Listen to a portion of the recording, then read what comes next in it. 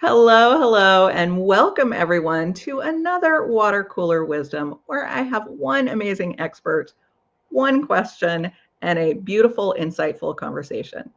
For those of you who don't know me, I'm Dana Zellers, and I work with those busy professionals and team who want to get more from less, and they actually kind of want to have a good life.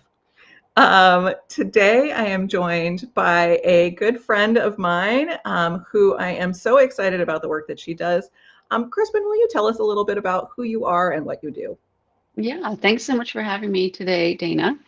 I'm Crispin Spaeth. I'm a movement, performance, and presence coach, and I help people show up confident, calm, and connected in their body so they can show up on stage or in front of the room or in their daily life, just as they wish to show up.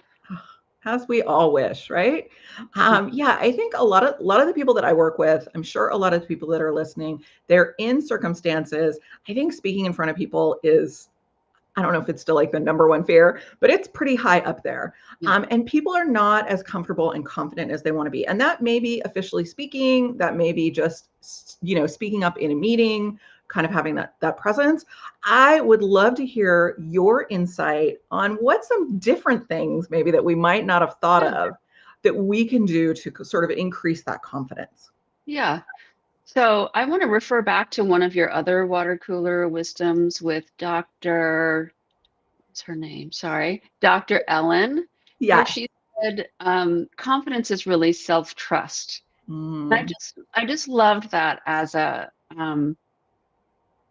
theme and a bit of a reframe on traditional approaches to building confidence, kind of like toughing it out, and experience is the only way to do it.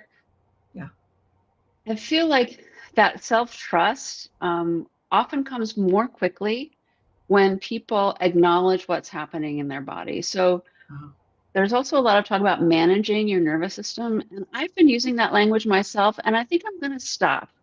I'm going to start thinking about and talking about getting to know your nervous system and getting to understand and appreciate it. mhm. So the chemistry that happens in your system right before you're going to go on stage is there to help you, right? Like it's there to help you do something extraordinary. And learning to let it happen, Mhm. literally let it metabolize through your system is actually going to make the unpleasant tension of it, what can be unpleasant Yeah. tension, go away faster. So that's one thing is just understanding what's going on, learning about that.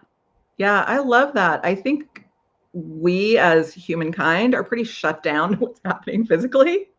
And you're right, a Mhm. lot of the advice we hear is just to kind of like power through, get through that experience, and then like you'll build the confidence from there.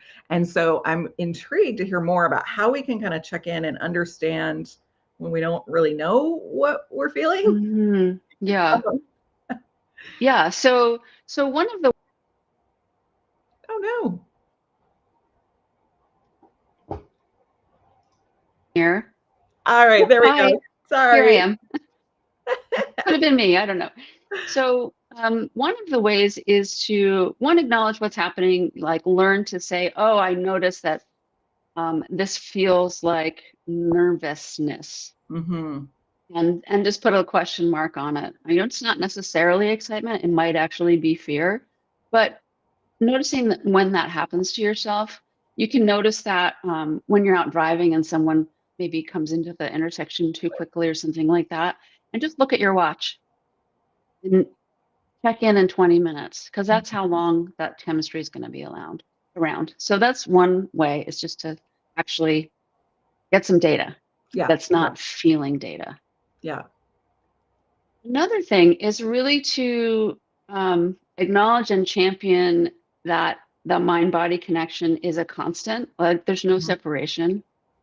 And all the great work there is around mindset and goal setting Yeah. can also help your coordination and your nervous system. Ooh. So if you're going into a being at the front of a room for a workshop or on a podcast or even on a big stage, if you think about the who, what, where, when, why, Mhm. The what, where, and when, that's handled. You're there. You probably know what you're going to talk about. You know all that stuff. Yeah, The that's who the and part the that's the part that why, we kind of usually know. right? Yeah, the who and the why are often question marks. Mhm. So a little bit like setting an intention at the beginning of a yoga class. I don't know if you've ever Yeah. been asked to do that, right? So thinking about the who and the why and setting an intention for yourself about what you're doing that day can be super helpful. So let's say I go into a networking situation and for some reason I'm called to speak for longer than I ordinarily would, right? So before I went in, I might have thought, okay, what's my agenda for today? Mhm. What's my personal desire? What's my why? Not let's take agenda out of it. What's my why for the day? My why might be I'm going to share about my work in a way and see if there are any questions. Like I'm going to open myself up to curiosity. Mhm. So that might be a why. And then who? Like I'm going to talk to 3 people while I'm there. So getting actually specific about what you're doing really helps things move, helps you move in the direction you want to go in. I love that. I do think we go into a lot of those situations with an abstract idea of what we're trying to accomplish, but really that specificity can really ground us. Whether that's Hmm. networking about, yeah, I'm gonna talk to 3 people. For me, sometimes it's I'm gonna remember one name. Um, Yeah. I'm Yeah. not I'm Whatever not it great is. about that. Yeah. But and also, when you're getting in front of a meeting and talking to people, it's not just like I'm sharing information, but it's like, what is the information I'm sharing and why? Like, what am I trying to illuminate here or ask, or what are those things? And I love that you're really calling that specificity into play, because it's going to help you in so many ways. Yeah. It helps with that, building that self-trust Mm-hmm. because you might find out you're wrong and it's not a tragedy. Then you have information. You Yeah. have something to actually build on instead of that uh, over and over, maybe slightly traumatic experience of feeling overexposed. Yeah. Yeah. Yeah. I mean, I think the trust is a huge piece. Kind of going in there, getting that specificity so that when we're there, we really know what we're trying to do and having those. And I also want to highlight what you just said about, like, we're just getting more information. So we put so much pressure on ourselves that, like, this has to be a perfect, whatever.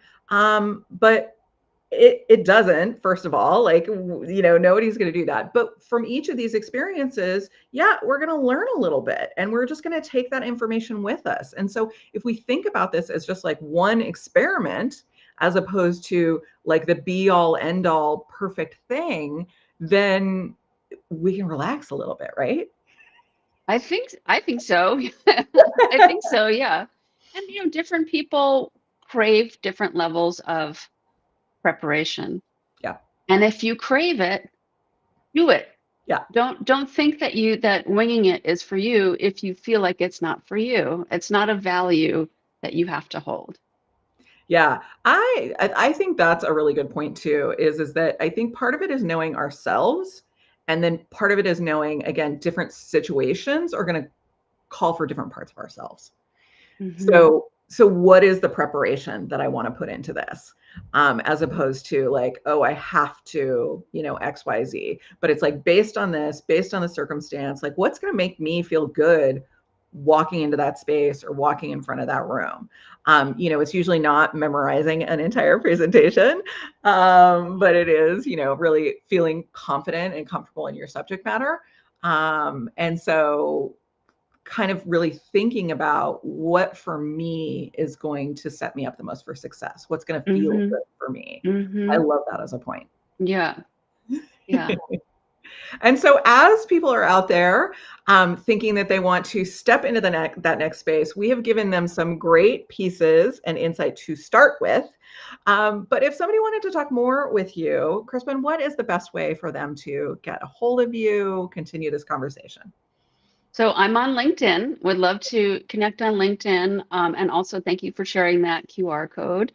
That links to my website where I have a program, one-to-one program for people who are working toward a specific performance event, performance or presentation event. So that's kind of my largest program, but I also work with people one-on-one if people are curious about how to bring this stuff into their lives. The process that I call, it's in my name down there, Integrative Alexander Technique. It's been used by actors and musicians for over a century.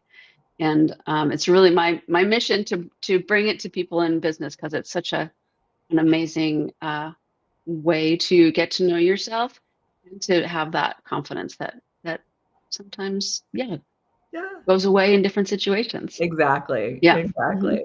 Well, yes, please check out this QR code.